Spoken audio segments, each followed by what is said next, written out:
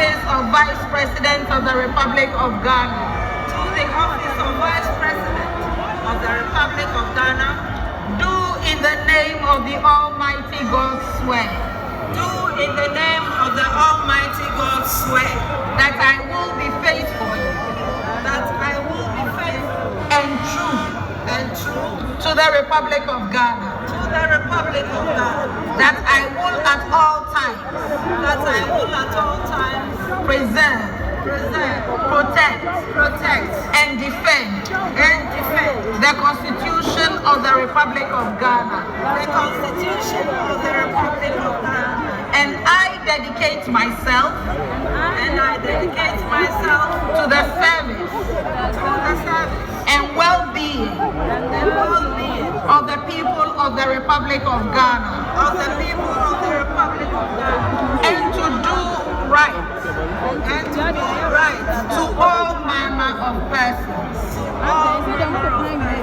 I further solemnly swear that should I at any time break this oath of office, I shall submit myself to the laws of the Republic of Ghana and suffer the penalty for it. So help me God.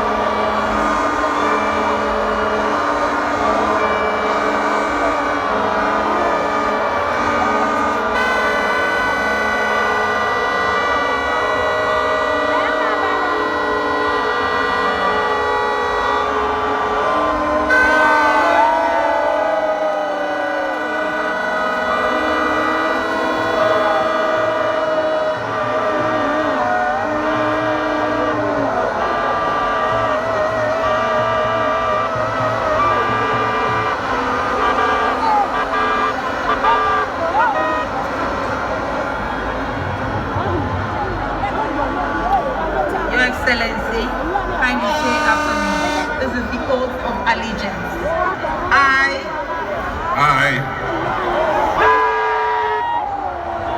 John Dramani Mahama, do in the name of the Almighty God swear that I will bear true faith and allegiance to the Republic of Ghana, as by law established, that I will uphold the sovereignty and integrity of Ghana, and that I will preserve, protect, and defend the Constitution of the Republic of Ghana. So help me God.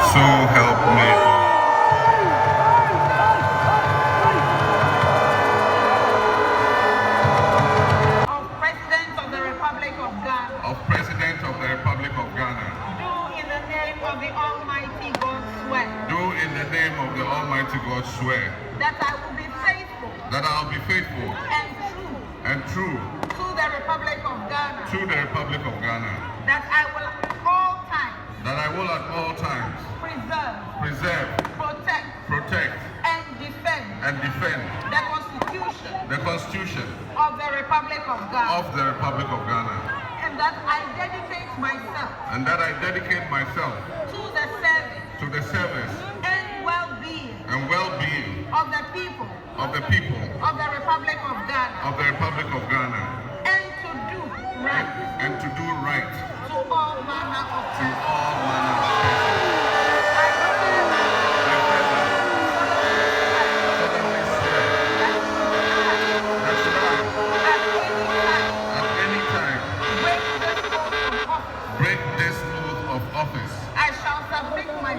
I shall submit myself to the laws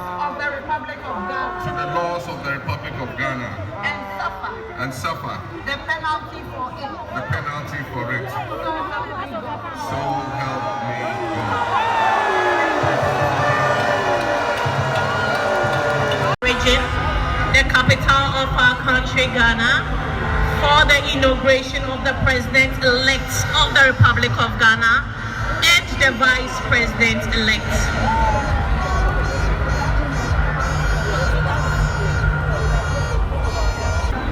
Bola Ahmed Tinubu, President of the Federal Republic of Ghana, and special guest of honor for this occasion, Your Excellencies, Presidents, Heads of Government and Development Agencies, Your Excellency Nana Addo Dankwa Kufuor, and former Presidents, Your Excellency Dr. Mahmoud Bawumia, distinguished invited guests, ladies and gentlemen, my brothers and sisters, I wish you a good morning, and we give thanks to the Almighty God on this occasion.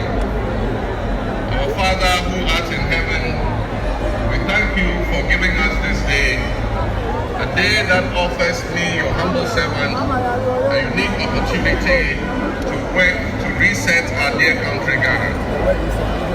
32 years ago, on January 7th, Ghana made its first and successful democratic transition, a reset, with the swearing in of the newly democratically elected President, Jerry John Rawlings, of blessed memory.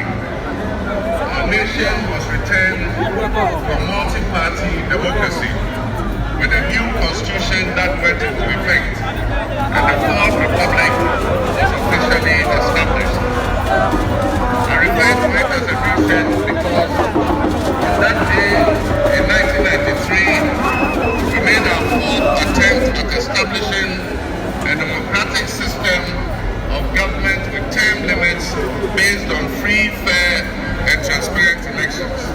The handover of power on January 7, 2001 between former President Jerry John Rawlings and at the time the newly elected President John Kufour tested that reset, and our nation passed with flying colors.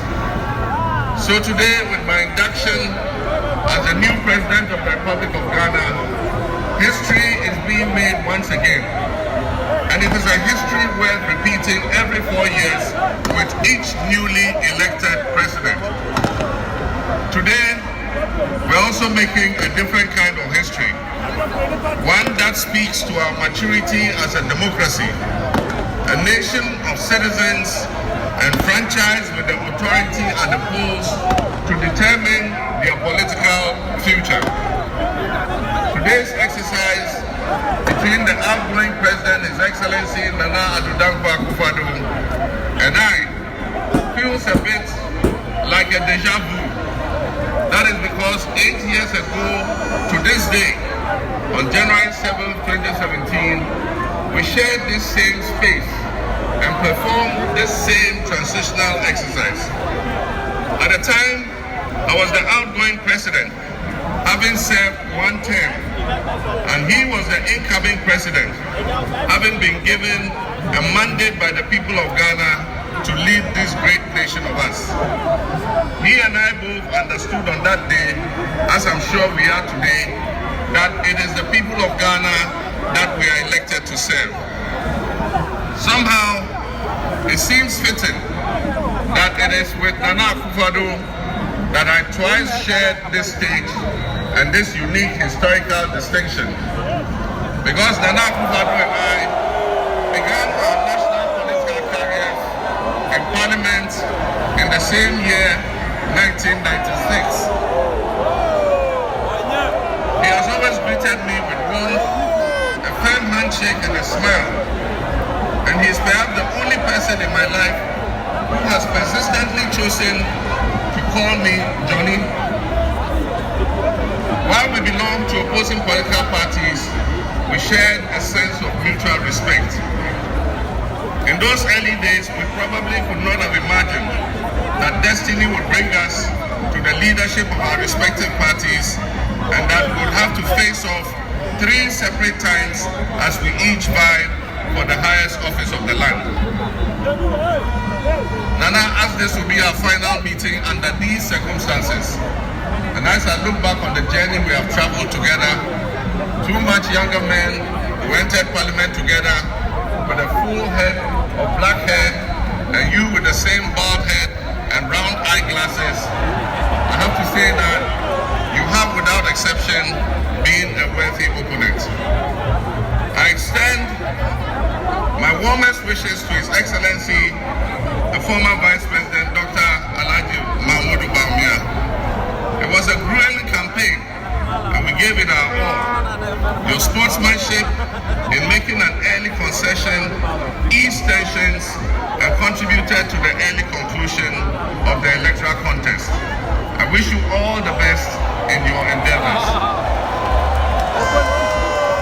My brothers and sisters, the world in which Ghana exists today, as I begin this presidency, is not the same world in which we have lived under other presidencies.